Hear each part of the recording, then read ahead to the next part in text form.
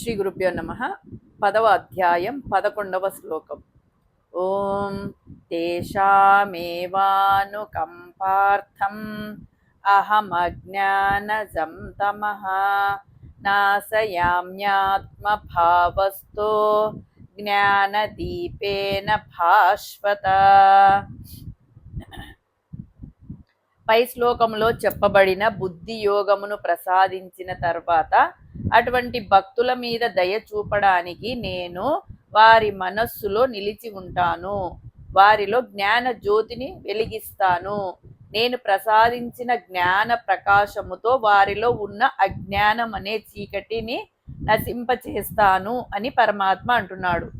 ఈ శ్లోకంలో పరమాత్మకు తన భక్తుల ఎడల ప్రేమ, కరుణ, వాత్సల్యం స్పష్టంగా తెలుస్తుంది.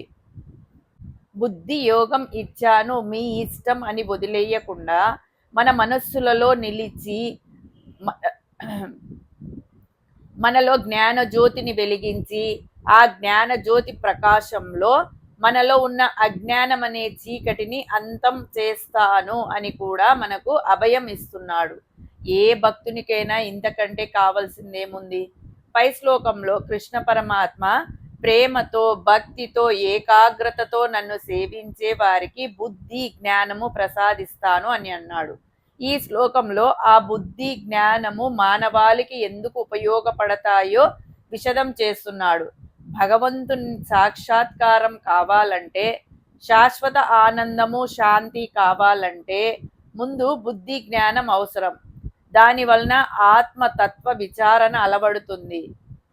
కటిక చీకటిలో చిన్న దీపం వెలిగిస్తే ఆ చీకటి పూర్తిగా తొలగిపోతుంది.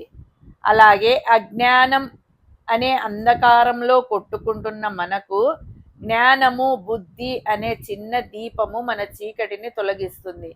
మనం పెట్టే దీపం కొద్దిగా దూరం మాత్రమే చీకటిని పోగొడుతుంది. కానీ ఈ జ్ఞాన దీపము మనలో ఉన్న అజ్ఞానం అనే అంధకారాన్ని పూర్తిగా తొలగిస్తుంది. అజ్ఞానం పోతే మోహం పోతుంది, అహంకారం పోతుంది, కోపం పోతుంది, నిజాన్ని నిజంగానే చూసే విచక్షణ అలవడుతుంది. మరి ఈ బుద్ధి జ్ఞానం ఒకరు ఇచ్చేది కాదు, ఆ భగవంతుడే ఇవ్వాలి. అందరిలో భగవంతుడు ఉన్నాడు, కానీ వారికి బుద్ధి జ్ఞానం ఉండదు. కారణం, వారు భగవంతుణ్ణి నమ్మరు, ఆయన గురించి తెలుసుకోరు, పైగా వితండవాదం చేస్తుంటారు. అంతా నేనే, అంతా నా వల్లనే జరుగుతుంది అని అహంకరిస్తుంటారు. అదే అజ్ఞానం. ఆ అజ్ఞానం అనే చీకటి పోవాలంటే భగవంతుణ్ణి పూజించాలి. అలా పూజిస్తేనే బుద్ధి జ్ఞానం భగవంతుడు మనకి ఇస్తాడు. కాబట్టి ప్రతి వాడు మొదట సాకారంగానో నిరాకారంగానో నిశ్చలమైన మనస్సుతో, ఏకాగ్రతతో భగవంతుణ్ణి పూజించడం మొదలు పెట్టాలి. అప్పుడు నేను వారి వెంటనే ఉంటాను, వారిలో నిలిచి ఉంటాను అని చెబుతున్నాడు పరమాత్మ. ఆత్మభావస్థ అంటే వారి ఆత్మలో నిలిచి ఉంటాను అని అంటున్నాడు. మనం చేసే ఏ సంకల్పమైనా, పని అయినా భగవంతుడు మన వెంట ఉండి అది మంచిదా చెడ్డదా అనే విచక్షణ మనకు కలిగిస్తుంటాడు. కాబట్టి ఎవరు చెడు సంకల్పాలు చెయ్యరు, దుర్మార్గం చెయ్యరు, హింస చెయ్యరు. ఎందుకంటే భగవంతుడే మనలను లోపల ఉండి నడిపిస్తుంటాడు. నాశయామి అంటే మనలో ఉన్న అజ్ఞానం అనే చీకటిని నాశనం చేస్తాను అంటున్నాడు.